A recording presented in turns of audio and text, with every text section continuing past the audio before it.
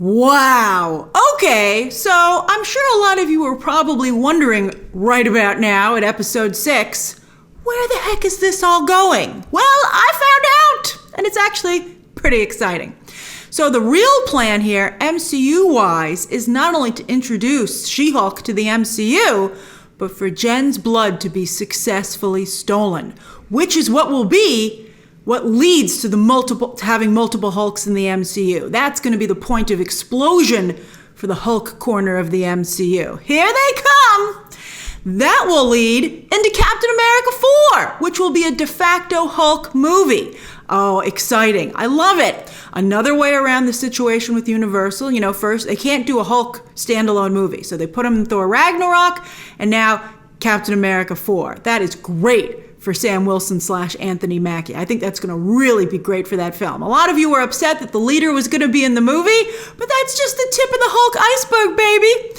I told you I've been hearing rumors about Red Hulk in that film, and now I'm hearing that She-Hulk might even make an appearance in Captain America 4. What a team up! I would love that. It's interesting. In the comics, Sam Wilson dated Thor, Jane Foster's Thor. Right now she's in Valhalla, whatever. So maybe they might have him date Jennifer Walters, right? She's definitely on the prowl for love, and Sam Wilson's a really great guy. So that would be interesting. I like that. But I'm not 100% sure about She-Hulk being in Captain America 4, although I'm 99.9% sure she will be in the next upcoming 2 Avengers films, which is great. I love Tatiana Maslany in this role, even though this show is doing everything possible to make us not like her in the role by making her a huge wet blanket. We will talk about that. But anyway, I also hear, even beyond Captain America 4, that there's another Hulk project in development. Movie or series, I couldn't quite find out, but I would assume series because of the Universal contract situation. It would be a little bit like, Captain Marvel 2 has become this whole much bigger thing with the Marvels. So maybe another round of She-Hulk would instead focus more on all the Hulks, which I gotta tell you, would definitely be the way to go. I would not want another round of whatever this is. I mean, it has its moments, but for the most part, it's not working out. But what about Bruce, which I'm sure many of you are typing right now, who Jen literally can't get a hold of this episode? I think it's a weird choice and unnecessarily combative with the fan base to make the expansion of the Hulk universe revolve around She-Hulk rather than Bruce. Although I guess technically he did start it because it's his blood that started everything with the car accident, although he himself says that Jen's blood is special and has different aspects to it. It even helped, it even was what was able to finally heal his arm. Now, is this why the show shipped him off to Sakaar? We thought he was going to pick up his son, and he probably still is. But it also seems to be a way to get Bruce off the board so that She-Hulk's blood is the only blood that's available. Why add that to the Sakaar situation? Why make people feel bad about that? That it wasn't just about that great new element to Bruce's story, but it was also to get him out of She-Hulk's way. Why do this? Why do this? This show is dealing with a lot of hate and misogyny towards women in real life that the internet seems to intensify. And I think that's definitely true. But you don't need to throw fuel on the fire. Jen can have her own great storyline. She doesn't need to take away from Bruce. And that's what they're doing. And it's frustrating. Now, I would love to see more Hulks in the MCU. We got a whole rainbow of awesome Hulks that we can work with here.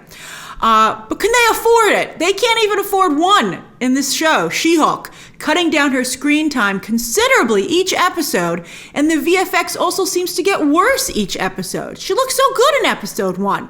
I mean, it's just crazy to see how the VFX have degraded since episode 1. Today's wedding fight? What a joke! Over before it even started. And who takes a fight inside? Jen's lack of fighting experience continues to really frustrate me, especially because she seems to do well in her fights, even though, again, she has no fight training. It's a skill. I mean, I know she's very strong, and luckily she seems to only so far be going up against idiots, because Titania has no fight training either.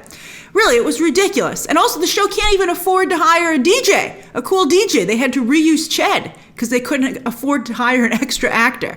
Maybe COVID had something to do with this, but it still comes across as very cheap. Also, Lulu has a lot of nerve, by the way, although I thought her wedding dress was cute. But she's got a lot of nerve having so much attitude for a wedding that has, 30 people tops, right? Because extras are expensive. So that's right. This show can't even afford to do a proper wedding sequence, much less have She-Hulk. All right, so clearly Hulk King is Todd, who's funding this whole endeavor and likely hired the wrecking crew. But I think our new question is Josh a part of all this? I think he clearly is. Why else would Thunderball have been the only one masked in the wrecking crew, except for the reveal that he's Josh? They're telegraphing this stuff a mile away. They also have surveillance footage of Jen and Josh. How'd they get that? I mean, they could have just gotten it, but I think it makes Josh all the more suspicious. And since he's at that wedding, they now have, or at least they are in some capacity, they now have the added knowledge that even though She-Hulk doesn't get drunk easily, Jen Walters does. Although, what a way for her to handle her problems. Isn't she an attorney? And that's a serious issue, that she's having a bad time and her solution is to get drunk. That's the beginning of having an alcohol issue. But of course, this show just makes a joke out of it. But anyway, when she's drunk, she struggles to turn into She-Hulk, which would create an opening to get her blood. Although, they now have that new, very scary-looking needle to try again and pierce her green skin. That needle is horrifying. And I have to say, I think that the hate, as I said, the hate and violence against women, particularly as it's amplified on the internet, I think that this show does a very good job and an important job in depicting that. And I'm so glad that Nikki told Jen what was going on that website, which was definitely the right call. Nikki is once again, she is such an incredible friend. Jen is so lucky to have her in her life. She's like the real superhero of this show, to be honest with you. Anyway, the commentary about the hate towards women gets seriously diluted with the hate that this show has for men overall. It's like, because it's not saying, some men are a problem and there's some, this is an issue with a select few. It's like, all men are a problem. So then you just dismiss the whole commentary. And then also the self-hate that the show makes a part of Jen herself. All right, so let's start with this week's man bashing. Wait till you hear this. So in the comics, I found out Craig Hollis really is from the comics, aka Mr. Immortal. But in the comics, this is a character who is in a loving, long-term relationship with another immortal dinosaur, who, as you can see, looks like a dinosaur. Get it? I just got it when I said it out loud. That's hilarious. But anyway, to take a character who is a male character who actually is quite loving and in a committed relationship, even beyond what's normal because it's for so long, because these are immortals, and then to have him become a commentary, a joke about infidelity and lack of commitment. I mean, talk about having an agenda. So, by the way, that's the same actor from Boba Fett, David Pasquesi. And I don't think Marvel and Star Wars should start sharing a lot of actors because it just makes both franchises seem muddled and less special. This isn't Saturday Night Live, or is it? Because they turned Mr. Immortal into, as I said, a cheap joke. A man who'd literally rather die than deal with any relationship problems or even hear women say anything remotely unpleasant. Are there some guys like that? Sure. But also, hearing Mallory and Nikki argue in that office and the subtitles just saying, arguing indistinctly, that makes it seem like Craig Hollis was right. So I didn't appreciate that either. I thought that the show, was making fun of men, but also making fun of women. And there's an unfortunate saying that says that nobody can hate women more than other women. And I have to say, this show brings that saying to mind. Why is everyone but Nikki so mean to Jen? Unfortunately, the writers on this show clearly identify with Jen so intensely, they seem to be using the show to work out their own problems and issues and vendettas against, I guess, people in their own real lives who have harmed them, and we're forced to sit through it. Because the real lesson here, if this show wasn't so close to its subject matter, if they could take a step back, they would be like, the lesson we should be putting out here is that Jen's self-hate becomes a self-fulfilling prophecy. You get back the energy that you put out. Just Jen? What the heck is that, man? I feel like Nikki has to follow her around everywhere to try and, give her some backbone. But would this show ever admit that that's the real lesson that Jen has to learn? I think it seems less and less likely each week because I don't think the people writing the show have even learned that lesson. Instead, they've taken a character who was a lot of fun in the comics, and while I think it's great they've added some depth to the character, that's fantastic, They forgot the fun. I mean, if you want to make the cheesecake that was She-Hulk nutritional, I'm all for it. But it's supposed to be cheesecake. All right, so for instance, that wedding invite that Lulu sent, I thought it was awesome. And the show was just so disdainful towards it. Like, say yes to life, Jen. Say yes to life. Although those women were horrible. Jen's high school friends were so mean, and I don't understand why they made that choice.